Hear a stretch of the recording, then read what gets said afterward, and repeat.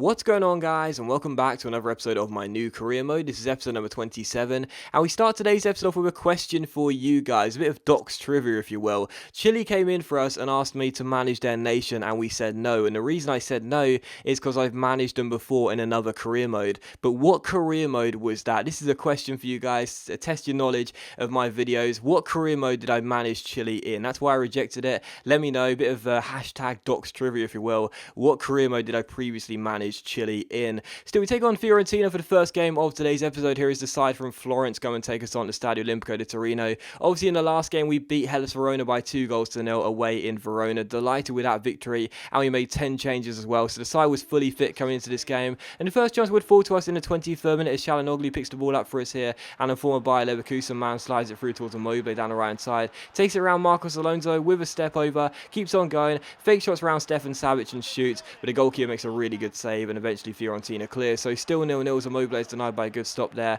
And in 25th minute, a good chance to take the lead again. Here Çalhanoğlu finds Florenzi, gets himself inside the area, rolls it off towards our Turkish midfielder, but the shot goes just wide of the post and behind for a goal kick. So still 0-0, but the early chances coming to Torino. Just past Jan, though, a great chance for Fiorentina to open a scoring here away from home as Joaquin gets on the ball down the left-hand side, takes it around his man, finds Borja Valero, crosses the ball in towards Babacar, who ends up hitting the bar, and we get the ball away. So still 0-0 in this game as Fiorentina look for the opening goal of the game. Tyson then shoots from just outside the area, and the curling effort goes just wide of the post and behind for a goal kick. So still 0-0 just past the Almut there with a couple of good chances for Fiorentina. In the 68th minute, though, a good chance for us on the break as Lorondo finds Çalhanoğlu here. He finds Baselli down the right hand side, back inside towards Çalhanoğlu, plays a great through ball out wide towards Poloski. Really good chance here. The goalkeeper hesitates. Poloski tries to chip it over him. It's headed off the line, but it comes to Damian, who takes a touch and ends up rifling the ball into the roof of the net and makes it Torino 1, Fiorentina 0. So he comes off the bench at half-time and does open the scoring for Torino there. Poloski almost catching the goalkeeper out with a lob there, headed off the line, but straight to Damian.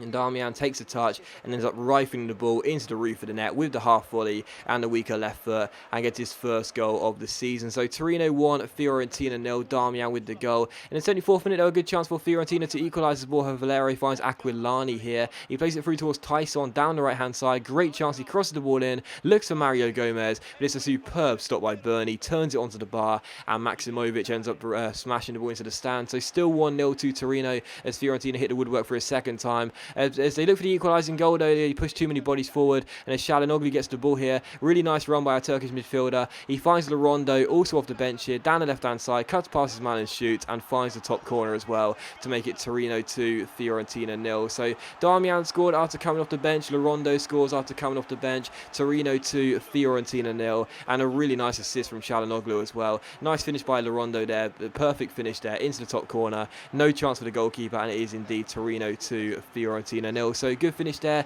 It's also his first goal of the season as well, as we do take a 2-goal lead, and it was how the game would finish as well. Torino 2, Fiorentina 0. Very, very pleased to get a win in the game, which of course was last season's second place team versus the third place team. I honestly felt Fiorentina deserved the point from that game. I felt the fact they didn't score a goal was a little bit harsh for them. I thought they played really, really well, but even so, we got the win, and that's the most important thing. My player of the game actually went to Baselli. Pretty interesting choice, to be honest, but even so, I thought he played really well in the centre of midfield.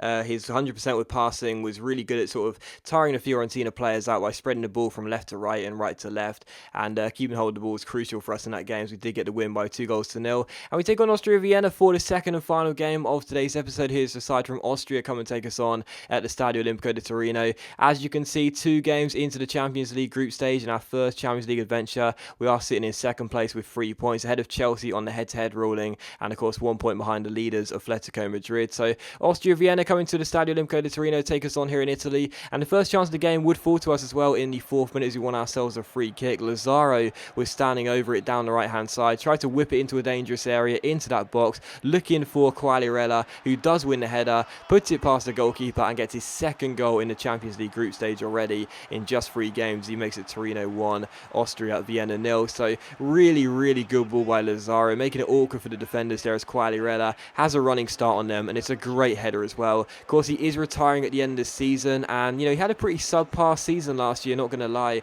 but a pretty good start this season in the Champions League group stage at least. 2 goals in 3 games, and he does open the scoring here. So Torino 1, Austria Vienna 0. And 29th minute, a great chance for the away side to get themselves back on level terms, and they did just that as well. They worked their way inside with some really accurate passing, and eventually the finesse shot went past Bernie into the bottom corner, and he did equalise just before the half-an-hour mark. So really, really nice finish there. It was a pretty nice team goal as well. Had a pretty decent build-up to it. Worked their way down the right-hand side, cut inside as well. One extra pass. Could have shot the ball here as he turns Danilo. Instead, pokes it into the middle, and it's a really comfortable finish past the goalkeeper, and it is Torino 1, Austria Vienna 1. So your away side back on level terms. In the 34th minute, though, Lazaro gets on the ball for us here. Already has 1 assist. Turns his man and finds Quagliarella, who has our opening goal. Gets himself inside, tries to shoot. He gets tackled, but it comes to Benassi, who takes a touch and shoots, and it goes just wide the post on behind. So still 1-1 in this game. Just 6 minutes later, though, another good chance for Torino as Quagliarella, the goal scorer, picks the ball up and finds Gabbiadini. Takes the ball over the halfway line. Has a man out wide in Immobile. Picks him out with a quick little through ball. Immobile cuts inside, keeps on going,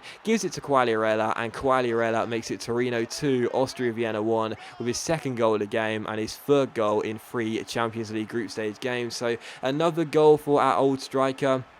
Also, worth noting as well, we only have 2 players 30 years and older in this side. Bernie, the goalkeeper, the new signing, and of course Quagliarella as well. So Torino 2, Austria Vienna 1, his 2nd goal of the game for Quagliarella. And in the 74th minute, again, it's Quagliarella doing damage to the away side here, winning the ball back and finding Zardes off the bench. The American slides it through towards Quagliarella, looking for his hat-trick, takes it around his man, but that was a really, really poor finish. Puts the ball wide of the post, and it's still 2-1. Should have been his hat-trick, should have been the game, but it was still 2-1. In the 77th minute, though, a good chance for us to make it 3-1 here as Bernie finds Danilo, and as you can see, we're passing out from the back, tiring out the Austria Vienna players who are playing a pretty high press in this game. But as Damian gets on the ball down the left-hand side, takes it around his man, has the pace on him too, also takes it around Holland as well with step over, gets himself inside, and it's a really nice finish as well by Damian. He makes it Torino 3, Austria Vienna 1, really, really nice goal there, and we have ourselves our first 2-goal cushion of the game, and the skipper for the night has surely sealed the game as well. And this is the game you just have to win as well, taking on bottom place in the group stage, Austria Vienna.